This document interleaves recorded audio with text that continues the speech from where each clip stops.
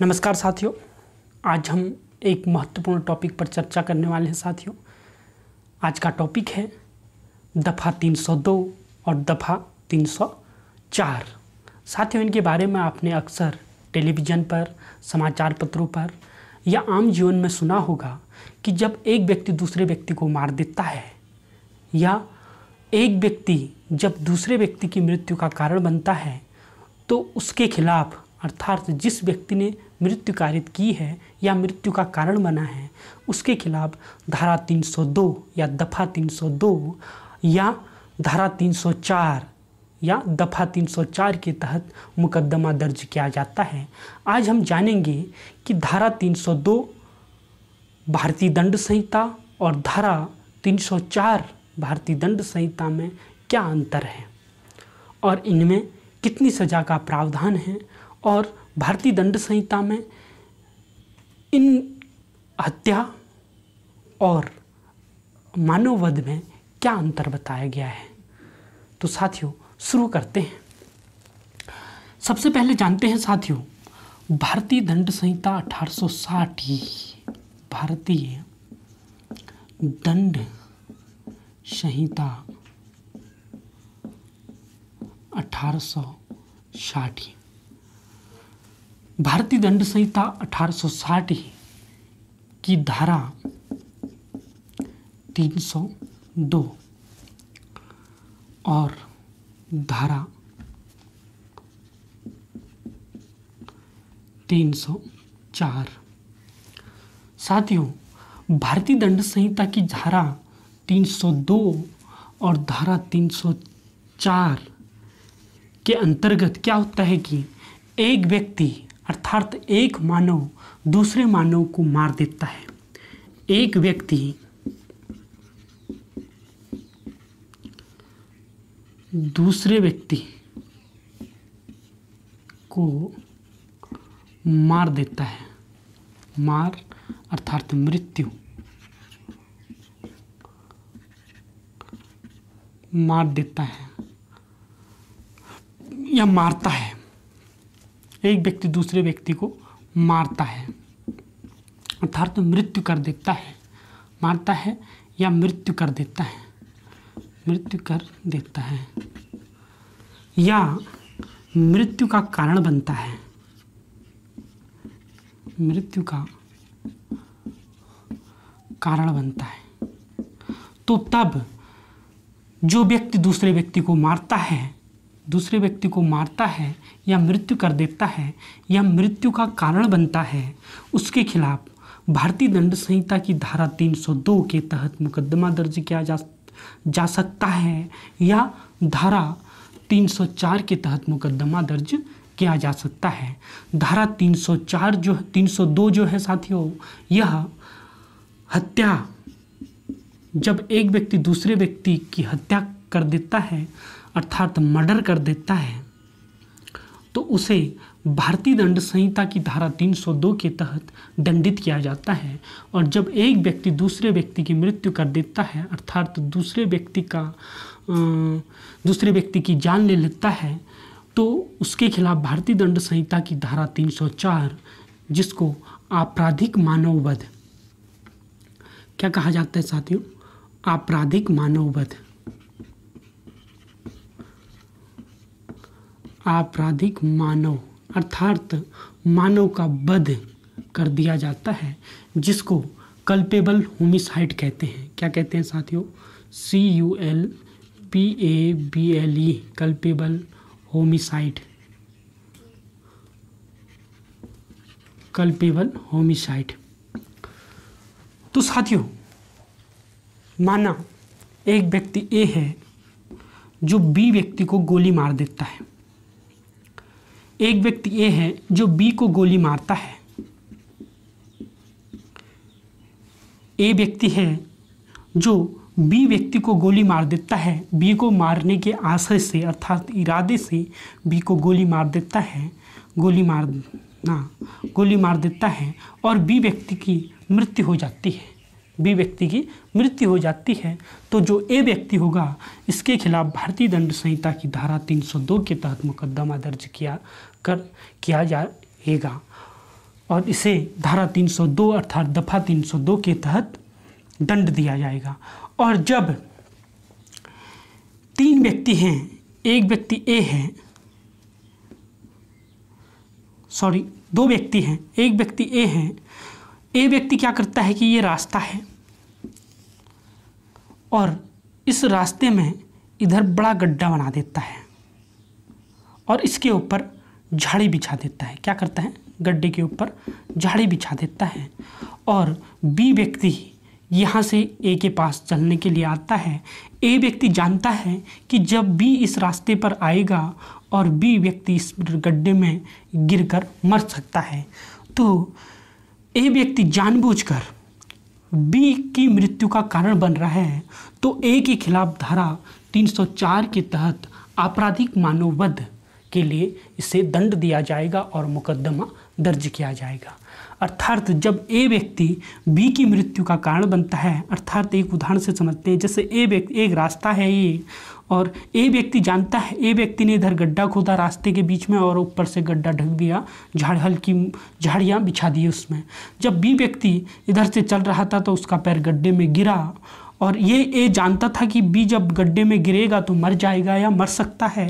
तो जब बी चला और बी गड्ढे में गिरा और मर गया तो ए के खिलाफ भारतीय दंड संहिता की धारा 304 के तहत मुकदमा दर्ज होगा और यह जो अपराध होगा यह कल्पेबल होमिसाइड कहलाएगा, अर्थात आपराधिक मानववध कहलाएगा।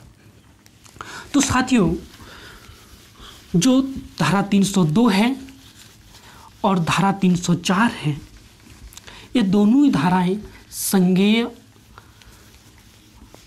अपराध के अंतर्गत आती हैं, अर्थात कॉग्निजेबल ऑफेंस हैं दोनों ही धाराएं। धारा 302 ये कैसी धाराएं हैं साथियों? संज्ञेय धाराएं हैं, संज्ञेय अपराध हैं। हत्या जो है संज्ञेय अपराध के अंतर्गत आती है, अर्थात जो भी व्यक्ति हत्या कारित करेगा उसको गिरफ्तार करने के लिए पुलिस को किसी मजिस्ट्रेट की अनुमति की आवश्यकता नहीं होती है या वारंट की आवश्यकता नहीं होती है, पुलिस सीधे उस व्यक्ति को गिरफ्तार करेगी। और दूसरा जो ये ऑफेंस है साथियों, ये अपराध है, ये गैर जमानती है, अर्थात इस अपराध के लिए, हत्या के लिए किसी भी व्यक्ति को जमानत नहीं मिलेगी, गैर जमानती है। और तीसरा, इसकी जो सुनवाई होगी साथियों, हत्या की जो सुनवाई की जाती है, धारा 302 की जो सुनवाई की जाती है न्यायालय में, वो सत्र न्यायालय में, जिसको सेशन न्यायालय भी कहते हैं, सेशन न्यायालय में इसकी सुनवाई की जाती है, इसका ट्रायल चलता है। और धारा 304 जो है यह भी संज्ञेय अपराध है, संज्ञेय अपराध और गैर जमानती है, गैर जमानती है। और साथ ही इसकी जो सुनवाई होगी साथियों, यह प्रथम वर्ग मजिस्ट्रेट इसकी सुनवाई कर सकते हैं, प्रथम वर्ग मजिस्ट्रेट।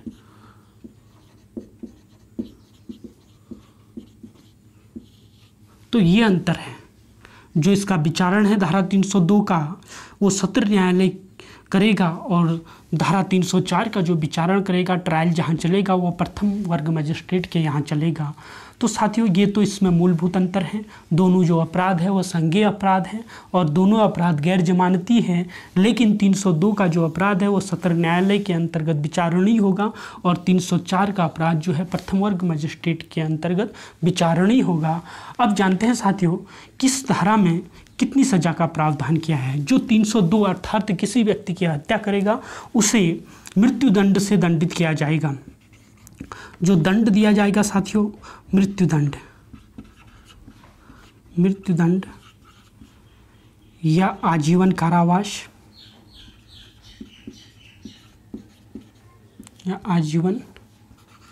कारावास और जुर्माना, दोनों से दंडित किया जाएगा। और जो धारा 304 है साथियों, इसके अंतर्गत व्यक्ति को आजीवन कारावास, जो दंड दिया जाता है वो है आजीवन कारावास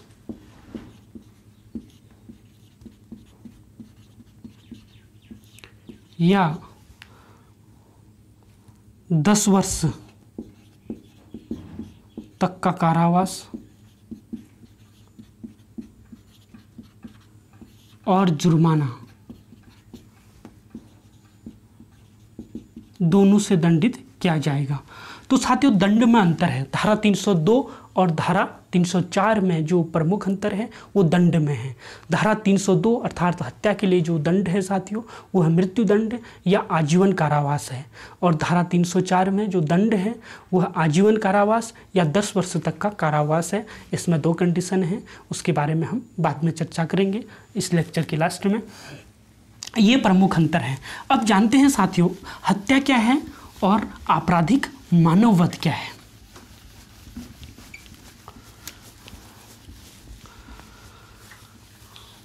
साथियों धारा 302 ये हत्या के बारे में बताता है। हत्या के लिए दंड का प्रावधान किया गया। हत्या के लिए दंड आप जानते हैं साथियों मृत्युदंड या आजीवन कारावास का दंड इसमें है। और इस हत्या की जो परिभाषा बताई गई है धारा 302 में, अर्थात हत्या क्या होगी, मर्डर क्या होगा, इसके बारे में जो परिभाषा दी गई है साथियों, परिभाषा वो दी गई है भारतीय दंड संहिता की धारा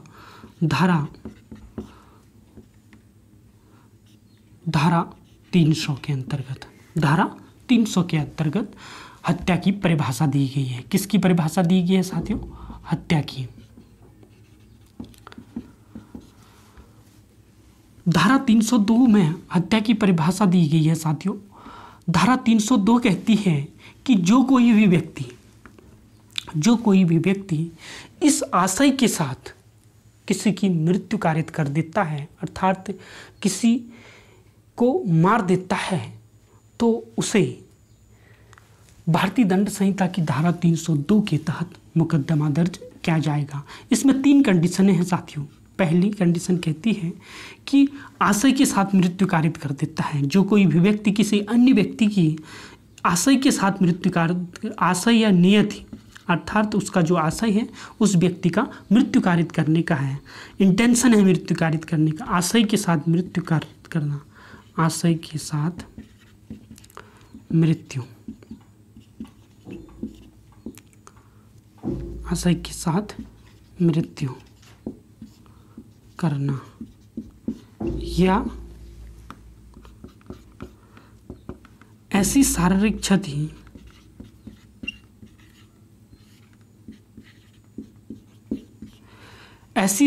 क्षति कारित करना जिससे मृत्यु होना संभाव्य हो। ऐसी शारीरिक क्षति कारित करना जिससे मृत्यु होना संभाव्य हो। ऐसी शारीरिक क्षति करना, ऐसी शारीरिक क्षति करना जिससे मृत्यु होना संभाव्य हो।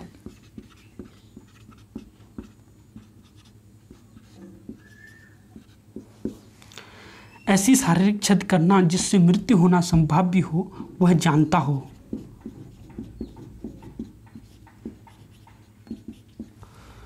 तीसरा, ऐसी शारीरिक क्षति कारित करना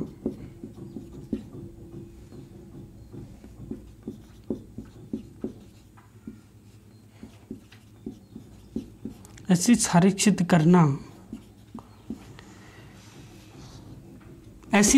करना जिसके बारे में वह जानता हो कि यह प्रकृति के मामूली अनुक्रम में, ऐसी शारीरिक क्षति करना जो प्रकृति के मामूली अनुक्रम में प्रकृति के मामूली अनुक्रम में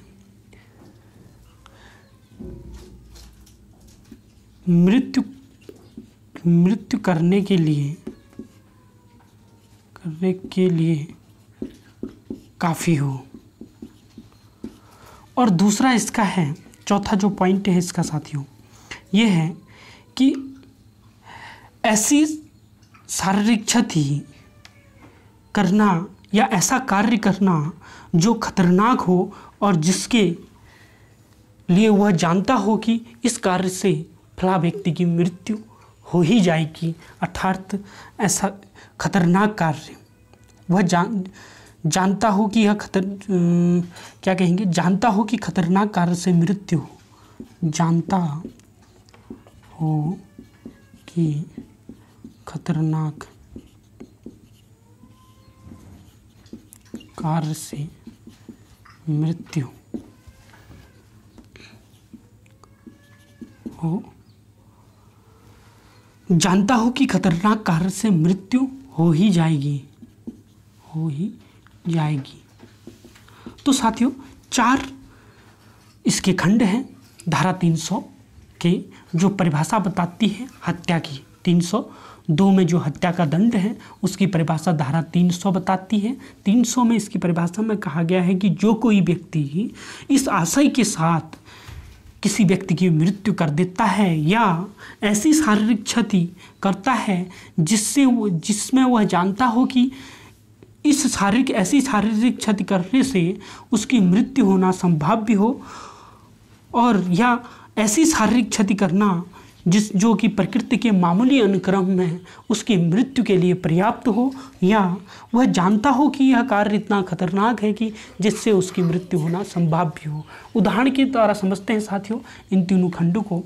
जैसे जब एक व्यक्ति ए है जो बी व्यक्ति के ऊपर गोली चलाता है कि मुझे बी व्यक्ति को मारना है, अर्थात मारने के आशय से बी व्यक्ति को मारने के आशय से ए व्यक्ति बी व्यक्ति के ऊपर गोली चलाता है और गोली चलने के कारण बी व्यक्ति की मृत्यु हो जाती है, तो जो ए व्यक्ति होगा वो धारा 302 के तहत हत्या का दोषी होगा।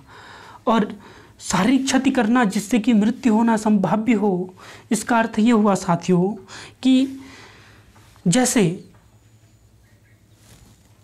ऐसी शारीरिक क्षति करना जिससे मृत्यु होना संभाव्य हो वह जानता हो, अर्थात जब एक व्यक्ति ए है जो बी व्यक्ति के ऊपर तलवार से वार कर रहा है और वह जानता है कि मैं तलवार से वार करूंगा बी व्यक्ति के सिर पर तो बी व्यक्ति मर जाएगा, तो ऐसा वार, ऐसी शारीरिक क्षति करना जिससे कि वह जानता हो कि यह उसकी मृत्यु के लिए काफ़ी है, तो जो ए व्यक्ति होगा जो वार कर रहा है वो हत्या का दोषी होगा।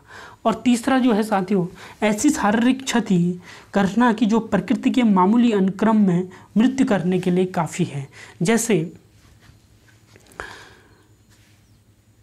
एक व्यक्ति की पेट की सर्जरी हुई है और उसको सर्जरी कराई सिर्फ 1 दिन हुआ है, हॉस्पिटल से बाहर निकला है, और बी व्यक्ति जानता है कि उस व्यक्ति की पेट की सर्जरी हुई है और वह बी व्यक्ति को मारने के उद्देश्य से और बी व्यक्ति के पेट में घुसा मारता है और बी व्यक्ति की मृत्यु हो जाती है। तो जो ए व्यक्ति अर्थात जो उस जानता है कि बी व्यक्ति जो है हॉस्पिटल से अभी अभी सर्जरी करके निकला है, पेट की सर्जरी करके, और बी व्यक्ति को घूसे से मार देता है, अर्थात घूसे से मारकर बी व्यक्ति की मृत्यु हो जाती है, तो जो ए व्यक्ति होगा वह हत्या का दोषी होगा।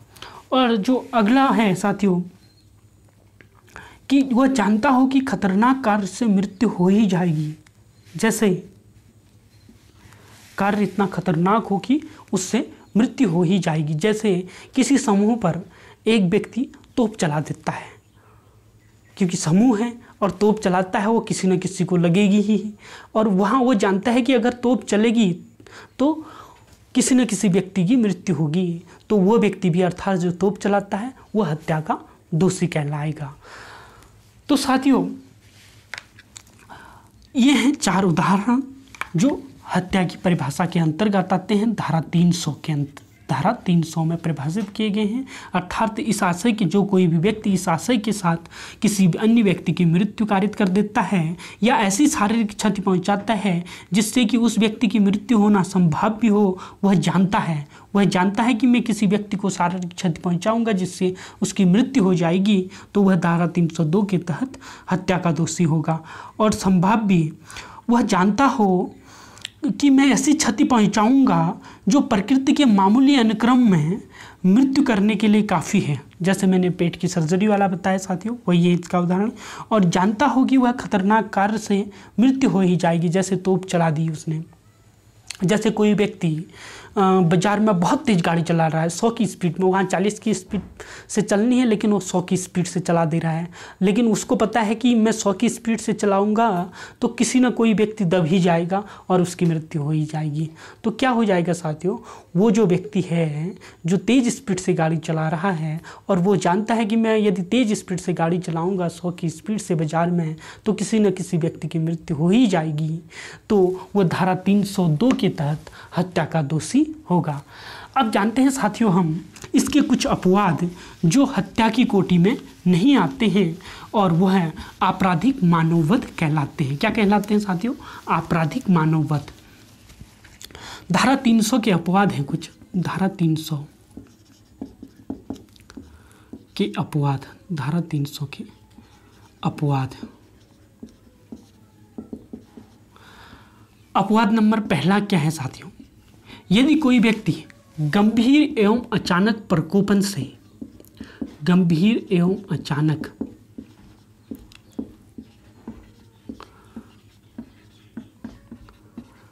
यदि कोई व्यक्ति गंभीर एवं अचानक प्रकोपन से अपनी सोचने या समझने की सब शक्ति खो देता है और उसके बाद वह कोई ऐसा कार्य करता है जिससे कि किसी अन्य व्यक्ति की मृत्यु हो जाती है, तो वह व्यक्ति जो है धारा 302 के तहत हत्या का दोषी नहीं होगा, वह धारा 304 के तहत आपराधिक मानववध का दोषी होगा। किसका दोषी होगा साथियों?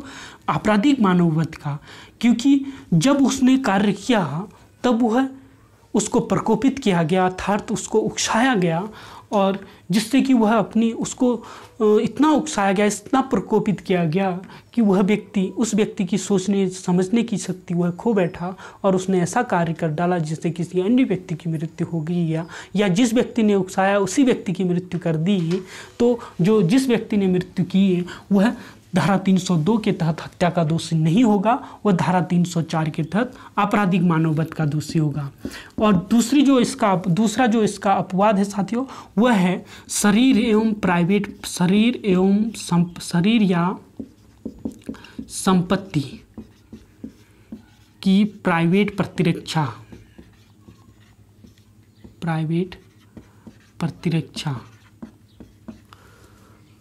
के अधिकार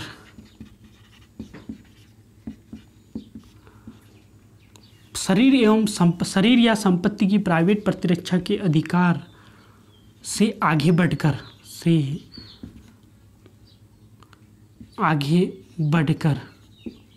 कोई ऐसा कार्य करता है जिससे कि किसी व्यक्ति की मृत्यु हो जाती है, तो वह व्यक्ति जो है धारा 302 के तहत हत्या का दोषी नहीं होगा, वह धारा 304 के तहत आपराधिक मानववध का दोषी होगा। तो साथियों तीसरी जो है,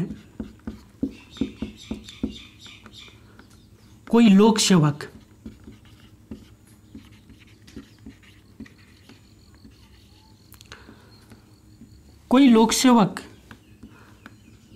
अपने अधिकार का प्रयोग करते हुए आगे बढ़ जाता है जिससे कि किसी व्यक्ति की मृत्यु हो जाती है, तो वह व्यक्ति भी, अर्थात जो लोक सेवक है, वह हत्या का दोषी नहीं माना जाएगा, वह आपराधिक मानववध का दोषी होगा। अर्थात धारा 304 के अंतर्गत दंडनीय अपराध उसने किया और इसके अंतर्गत उसे दंड दिया जाएगा। और इसका जो चौथा है साथियों, चौथा जो अपवाद है वह है कि अचानक झगड़ा,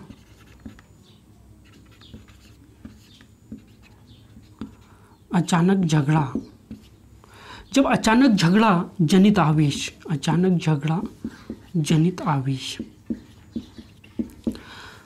जब कभी क्या हो जाता है साथियों, दो पक्ष आपस में भिड़ जाते हैं और दो लोग आपस में लड़ रहे हैं, अचानक किसी व्यक्ति को गुस्सा आ गया और उसने ऐसी चोट पहुंचाई कि दूसरे पक्ष की मृत्यु हो गई, तो वह व्यक्ति भी जिसने मृत्यु की, जिसका मारने का इरादा नहीं था, आशय भी नहीं था, अचानक गुस्से के कारण उसने ऐसा कार्य कर दिया जिससे कि दूसरे पक्ष की मृत्यु होगी या दूसरे व्यक्ति की मृत्यु होगी, तो वो भी हत्या का दोषी नहीं होगा, वह आपराधिक मानववध का दोषी होगा। और चौथा जो है 18 वर्ष से अधिक, 18 वर्ष से अधिक आयु का कोई व्यक्ति, आयु का व्यक्ति जो मृत्यु होना सहन करता है, मृत्यु होना सहन करता है,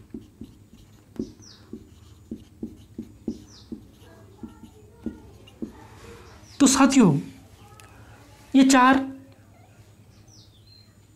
ये 5 अपवाद हैं जो धारा 300 के हैं, अर्थात धारा 300 में हत्या की परिभाषा बताई गई है और ये 300 के अपवाद हैं। अर्थात जो व्यक्ति गंभीर या अचानक प्रकोपन के कारण कोई ऐसा कार्य करता है जिससे किसी व्यक्ति की मृत्यु हो जाती है, या शरीर या संपत्ति की प्राइवेट प्रतिरक्षा के अधिकार से आगे बढ़कर कोई ऐसा कार्य करता है जिससे कि किसी व्यक्ति की मृत्यु हो जाती है, या कोई लोक सेवक है जो सार्वजनिक हित में कार्य कर रहा है, ऐसा कार्य करते समय किसी व्यक्ति की मृत्यु हो जाती है, या अचानक या झगड़ा जनित आवेश में कोई ऐसा कार्य करता है जिससे कि दूसरे पक्ष की मृत्यु हो जाती है, या 18 वर्ष से अधिक आयु का कोई ऐसा व्यक्ति जो मृत्यु होना सहन करता है, वो व्यक्ति जो है, जो ऐसा कार्य करता है, वह व्यक्ति जो है धारा 304 के अंतर्गत, धारा 304 के अंतर्गत मानववध का दोषी होगा। मानववध अर्थात culpable homicide, culpable homicide, culpable homicide का दोषी होगा। एक एक उदाहरण से जानते हैं साथियों। गंभीर एवं अचानक प्रकोपन के कारण, माना 2 व्यक्ति ऑफिस में काम करते हैं, ए और बी।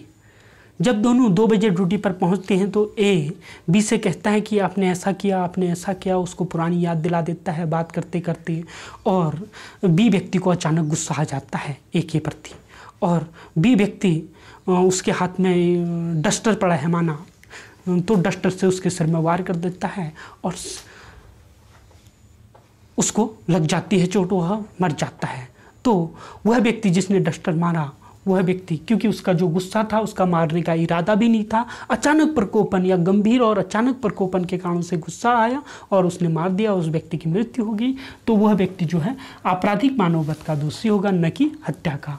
शरीर या संपत्ति के प्राइवेट प्रतिरक्षा के अधिकार से आगे बढ़कर, माना एक व्यक्ति जो है बी व्यक्ति को चाबुक मार रहा है, चाबुक अर्थात पट्टे से मारते जा रहा है और वह व्यक्ति रुक नहीं रहा है चाबुक मारने से दूसरे व्यक्ति को, और दूसरे व्यक्ति के पास पिस्टल है, वह कई देर तक सहन करता है, अब छोड़ेगा, लेकिन वो मारते जा रहा है। इतने में उसको गुस्सा आता है, उसने पिस्टल निकाली और उस व्यक्ति को मार दिया जो चाबुक मार रहा है। तो इसमें भी साथियों शरीर की सुरक्षा के लिए उस व्यक्ति ने पिस्तौल चलाई और जिससे कि वह उस व्यक्ति को चाबुक मारने से रोकें, तो उसने अपनी शरीर की रक्षा के लिए इस अधिकार का प्रयोग किया और वह हत्या का दोषी नहीं होगा, वह आपराधिक मानववध का दोषी होगा। और लोक सेवक, यदि लोक सेवक जैसे कोई पुलिस वाला है, वो किसी अपराधी को पकड़ने जा रहा है, तो अपराधी को पकड़ते समय उसका पहला कार्य है अपराधी को पहले हाथ से पकड़े, अगर वो हाथ से पकड़ में नहीं आता है तो उसके पैर में गोली चलनी चाहिए। यदि पुलिस वाला उस व्यक्ति के पेट में गोली चलाता है तो वह भी, क्योंकि उसने अपने लोक सेवक होते हुए अपने अधिकार का अतिक्रमण कर दिया, क्योंकि अपराधी को गिरफ्तार करने के लिए उसने सबसे पहले उस व्यक्ति के पैर में गोली चलानी चाहिए थी, लेकिन उसने पेट में चला दी, तो वह जो अपराधी को गिरफ्तार करने वाला है, जिसने उसके अपराधी के पेट में गोली चलाई, वह व्यक्ति भी आपराधिक मानववध का दोषी होगा, न कि हत्या का। अचानक झगड़ा जनित आवेश, अचानक दो व्यक्ति अचानक झगड़ा हो गया और एक व्यक्ति ने दूसरे व्यक्ति को इतनी चोट पहुंचाई कि दूसरा व्यक्ति मर गया, तो वह भी अचानक झगड़ा जनित आवेश से किसी व्यक्ति की मृत्यु हो जाती है, तो धारा 304 के अंतर्गत आपराधिक मानववध या कल्पेबल होमिसाइड का दोषी होगा। या 18 वर्ष से अधिक आयु का कोई ऐसा व्यक्ति है जो मृत्यु होना सहन करता है, अर्थात तो वह कोई प्रतिक्रिया नहीं देता है, वो कहता है कि ले मुझे मार, तो वो सहन करता है, तो वह भी जो उसको मारता है वह हत्या का दोषी नहीं होगा, वह क्या होगा, आपराधिक मानववध का दोषी होगा। अब जानते हैं साथियों हम आपराधिक मानववध की परिभाषा भारतीय दंड संहिता की धारा 299 में बताई गई है। जानते हैं धारा 299 क्या है। धारा 299 आपराधिक मानववध, आपराधिक मानववध जिसको कल्पेबल होमिसाइड बोलते हैं साथियों।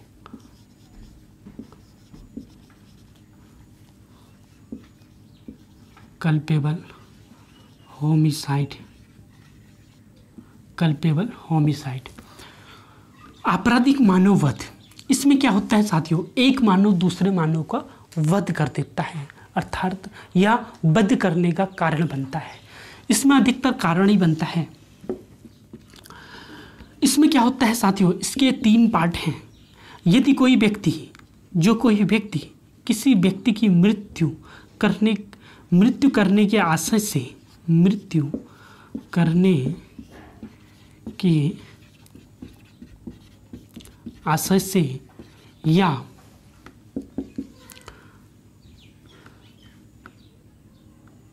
शारीरिक क्षति, ऐसी शारीरिक क्षति करता है, शारीरिक क्षति जिससे मृत्यु होना संभव हो, जिससे मृत्यु होना संभाव्य हो,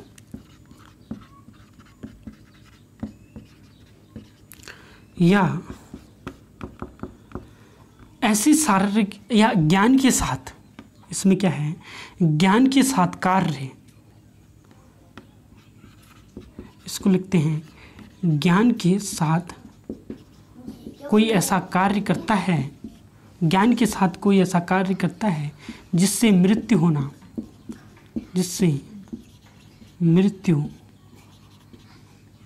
होना संभाव्य हो, जिससे मृत्यु संभाव्य हो।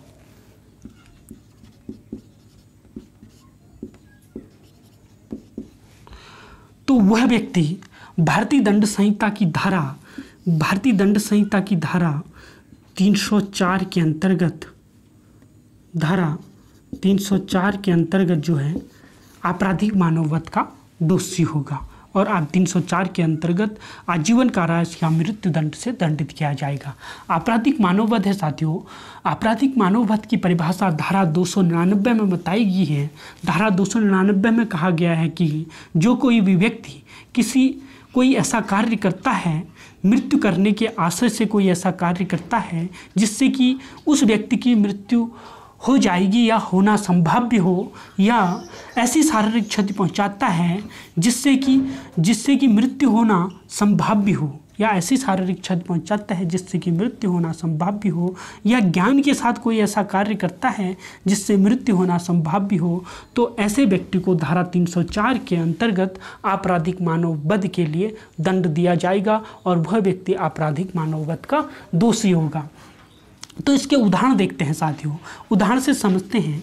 जैसे मृत्यु करने के आशय से कोई ऐसा कार्य करता है, जैसे मैंने पहले बताया कि एक व्यक्ति क्या है, ए है, जो बी व्यक्ति को मारने के इरादे से रास्ते में गड्ढा बना देता है और उसके ऊपर झाड़ी बिछा देता है, और जब बी व्यक्ति उस रास्ते पर आता है तो वह उस गड्ढे में गिर जाता है और मर जाता है। तो इसमें क्या होता है साथियों, वह बी व्यक्ति को मारना चाहता था, इस आशय के साथ उसने गड्ढा बनाया और झाड़ी बिछाई और बी व्यक्ति उसमें गिर गया, मर गया, तो वह आपराधिक मानववध का दोषी होगा।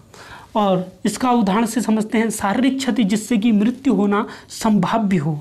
माना एक व्यक्ति ए है जो झाड़ी के पीछे बैठा है, लेकिन जो बी है उसे पता नहीं है कि जो ए व्यक्ति है, सॉरी दोबारा समझते हैं, एक व्यक्ति ए है जो झाड़ी के पीछे बैठा है, बी व्यक्ति जो है ए व्यक्ति को मारने के इरादे से सी व्यक्ति से कहता है कि झाड़ी में गोली चलाओ सी व्यक्ति, और सी व्यक्ति बी व्यक्ति के इशारे पर जो ए व्यक्ति झाड़ी के पीछे बैठा है उस पर गोली चला देता है, लेकिन सी व्यक्ति को पता नहीं है कि झाड़ी के पीछे ए व्यक्ति बैठा है।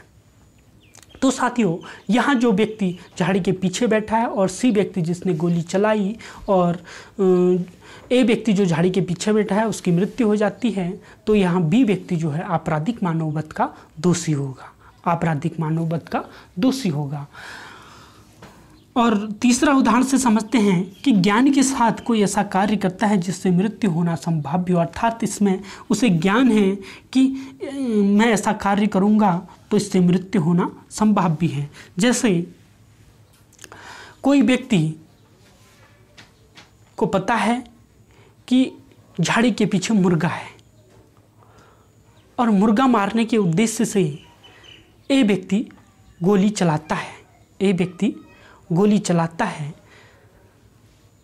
कि झाड़ी के पीछे मुर्गा है, लेकिन गोली झाड़ी के पीछे मुर्गे को तो लगती है, साथ ही झाड़ी के पीछे रहीम खड़ा है और रहीम को भी लग जाती है और रहीम की मृत्यु हो जाती है। यहाँ जो रहीम की मृत्यु हुई क्योंकि वह जो कार्य है मुर्गा मारने का वह अवैध है, और इसलिए जो व्यक्ति गोली चलाता है वह आपराधिक मानववध का दोषी होगा। आपराधिक क्योंकि उसे ज्ञान तो है कि उसके अंदर मुर्गा है और जो वो कार्य कर रहा है वह इलीगल कार्य कर रहा है। इसलिए साथियों, ये जो अपराध होगा ये धारा 299 के अंतर्गत यह आपराधिक मानववध के लिए इसमें परिभाषा दी गई है और इसका जो दंड दिया गया है धारा 304 में दिया गया है। इसमें 3 स्पष्टीकरण है साथियों कि कोई व्यक्ति माना रोग से ग्रस्त है और उसे कोई ऐसी चोट पहुंचाता है कि उसको पता नहीं है कि यह व्यक्ति रोगग्रस्त है, लेकिन वह ऐसे मार देता है, उस व्यक्ति को घुसा मार देता है और वह व्यक्ति मर जाता है, तो इसमें वह व्यक्ति आपराधिक मानववध का दोषी होगा जो घुसा मारता है। यदि उसे पता है कि यह व्यक्ति रोगग्रस्त है, इसको मैं घुसा मारूंगा, या इसकी पेट की सर्जरी हुई है इसमें मैं घुसा मारूंगा तो यह व्यक्ति मर जाएगा, तो वह हत्या का दोषी होगा। यदि उस व्यक्ति को पता नहीं है, उस व्यक्ति को ज्ञान नहीं है कि इसकी सर्जरी हुई है पेट की, उसने मजाक में घुसा मार दिया और वह व्यक्ति मर जाता है, तो वह 304 का दोषी होगा, अर्थात आपराधिक मानववध का दोषी होगा। या जैसे कोई व्यक्ति क्या होता है कि किसी व्यक्ति को ऐसी शारीरिक क्षति हुई है और उस व्यक्ति का प्रथम कर्तव्य है जो वहाँ मौजूद है कि उसको हॉस्पिटल तक ले जाए, तो वह व्यक्ति उसको हॉस्पिटल तक नहीं ले जाता है और ऐसे में उस जिसको शारीरिक क्षति लगी है, चोट लगी है, उस व्यक्ति की मृत्यु हो जाती है, तो वह व्यक्ति भी आपराधिक मानववध का दोषी होगा। और तीसरा जो है इसमें एक बहुत ही महत्वपूर्ण पॉइंट आता है साथियों, वह है माँ के गर्भ में जो बच्चा है उस व्यक्ति की मृत्यु हो जाती है, तो वह धारा 312 से लेकर 318 तक उसमें दंड का प्रावधान दिया गया है। यदि वह बच्चा माँ के गर्भ से बाहर आ जाता है, उसका कोई भी अंग यदि बाहर आ जाता है, उसके बाद उसकी मृत्यु हो जाती है, तो वो भी धारा 304 के तहत आपराधिक मानववध के लिए दोषी होगा, वह व्यक्ति जो व्यक्ति मृत्यु कर देता है। तो साथियों, आज हमने जाना आपराधिक मानववध और हत्या में क्या अंतर है। तो इसमें बेसिक डिफरेंस जानते हैं साथियों, क्या है शॉर्ट में जानते हैं एक बार। धारा 299 और धारा 300 ये मानववध है, मानववध अर्थात आपराधिक मानववध, और ये हत्या, इसकी परिभाषा बताई गई है साथियों, और इसमें आपराधिक मानववध की परिभाषा बताई गई है। जो आपराधिक मानववध इसमें होता है साथियों, इसमें जो मृत्यु की जो संभावना होती है वह 60 से 70% होती है। और जो कार्य होता है अर्थात दोनों में कार्य किया जाता है, मृत्यु दोनों में होती है और सज़ा भी दोनों में है, लेकिन आपराधिक मानववध का जो दोषी होगा उसमें सज़ा कम है, आजीवन कारावास या 10 वर्ष तक का कारावास। और जो धारा 300 है इसके अंतर्गत जो हत्या है इसमें जो सज़ा है धारा 302 के तहत उसमें मृत्युदंड या आजीवन कारावास और जुर्माना दोनों से दंडित किया जाएगा। तो इसमें बेसिक डिफरेंस ये है साथियों, माना एक उदाहरण से समझते हैं कि एक व्यक्ति गाड़ी चलाता है और तेज़ गाड़ी चला रहा है और इतने में एक व्यक्ति जो है रोड क्रॉस कर रहा है, लेकिन वो व्यक्ति जानता है कि मैं तेज़ गाड़ी चला रहा हूँ जिससे कि यदि कोई आएगा तो टकरा जाएगा और उसकी मृत्यु हो सकती है।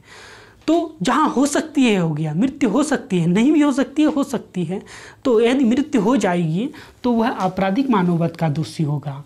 यदि कोई व्यक्ति है जो तेज़ गाड़ी चला रहा है, बहुत तेज़ गाड़ी चला रहा है और उसको पता है कि मैं इतनी तेज़ गाड़ी चलाऊंगा तो जो सामने भीड़ खड़ी है उसमें कोई ना कोई व्यक्ति मर ही जाएगा।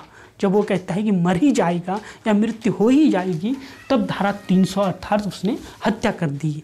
तो साथियों इन दोनों का जो दंड है धारा 300 आपराधिक मानववध का दंड धारा 304 और हत्या का जो दंड है धारा 302 में। 304 के 2 पार्ट है साथियों। पहले पार्ट में जो सजा का प्रावधान है, पहले पार्ट में कहता है कि यदि कोई व्यक्ति ऐसा कार्य करता है जिससे कि किसी व्यक्ति की मृत्यु होना या ऐसी शारीरिक क्षति करता है जिससे कि किसी व्यक्ति की मृत्यु होना संभव भी हो, तो उस व्यक्ति को इस आशय के साथ ऐसा कार्य करता है तो उस व्यक्ति को आजीवन कारावास या आजीवन कारावास या 10 वर्ष तक का कारावास, 10 वर्ष तक का कारावास और जुर्माने से दंडित किया जाएगा। और जुर्माना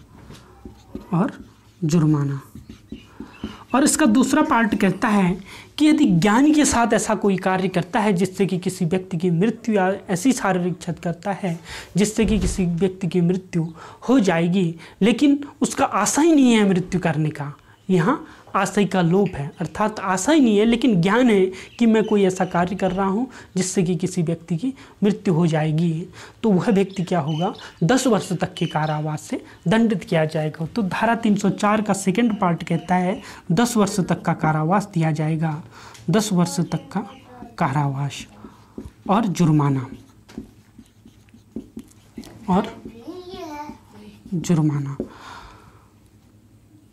तो इसमें ज्ञान का अभाव है। इसका जो धारा 304 का सेकंड पार्ट है इसमें ज्ञान का अभाव है और इसमें जो धारा पहला है 304 का उसमें आशय है, मृत्यु करने का आशय है, तो ऐसा कार्य करता है तो उसको आजीवन कारावास या 10 वर्ष तक का कारावास।